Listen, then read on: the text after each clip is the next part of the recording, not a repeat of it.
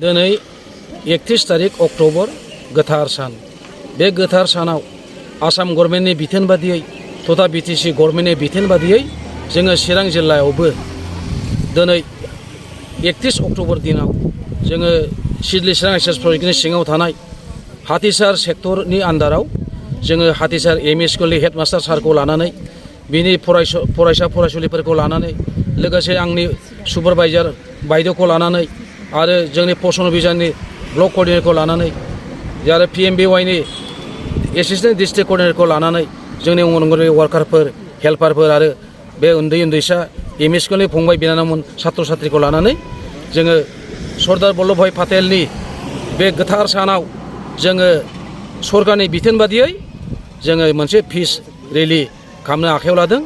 दा बे गोथार सानाव जोङो बाहागो लाफैनो हानाय जोंनि बे हाथिसार एमइ स्कुलनि हेडमास्टार सारखौ आरो बेनि स्टाफफोरखौ आंनि गोरबो सिंनिफ्राय आङो आन्तरिक श्रद्धा ज्ञापन खालामबाय। लोगोसे आंनि जेनाखि ससियेल वेलफेयार डिपार्टमेन्टनि पसन अभियाननि माने एसिस्टेन्ट ब्लक कर्डिनेटर आरो PMBYनि एसिस्टेन्ट डिस्ट्रिक्ट कर्डिनेटर आरो सुपारभाइजार बायद' आरो अंगनवाड़ी वार्कार हेल्पार आरो बे जोंनि हाथिसार एमइ स्कुलनि फंबाय बिनानावमोन सात्र सात्रिफोरनिसिम आंनि गोसो गोरबोनिफ्राय आन्तरिक श्रद्धा आं साफ्रोमनोबो बावनानै दिनैनि बे गोथार सानखौ जोङो जुरिनाय जासिगोन। बबेसिम लागोन रेलिखौ? बे बाजारसिम लागोन जों। फै बयबो फै जमदुवार दख'रानि थाखाय मोनसे फोसावथाय गसाइगाव महकुमानि सिङाव थानाय जमदुवार दख'रा एबसुआ सानथामनि हाबाफारिजों गाजा गोमजायै 5थि खेब बोसोरसालिया जथुम्मा खुंफुंगोन। फैगौ नभेम्बर दाननि 6, 7 आरो 8 खालारखालि सानथामनि मेहेरगोनां हाबाफारिजों गाजा गोमजायै खुंफुंगोन। मख'नो गोनांदि खुंफुंनो गोनां जथुम्मायाव बायदि मेहेरगोनां आयदाफोरबो लाफानाय जादों।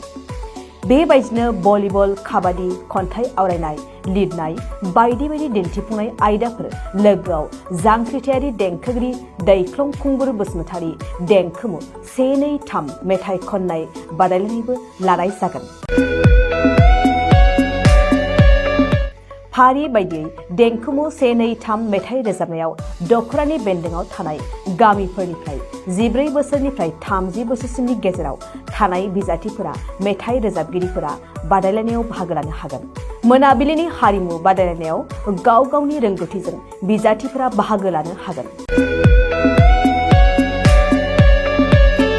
एक्जिबिशन दिन्थिफुंनायखौ 6 नभेम्बरनिफ्राय जोबजासिम नुनो मोनगोन। 6 नभेम्बरनिफ्रायनो भलिबल आरो काबादि गेलेनाय बादायलायनाया जागोन। 8 नभेम्बर 2022 इं अक्ट' खालारखालि हारिमु मोनाबिलियाव मिस्टार प्रेक्टिकल बसुमतारी आरो मिस दीप्ति बसुमतारी मोननि गाबगोनां हारिमु आरो फेस्ला दिन्थिफुंनायखौ नुनो मोनगोन।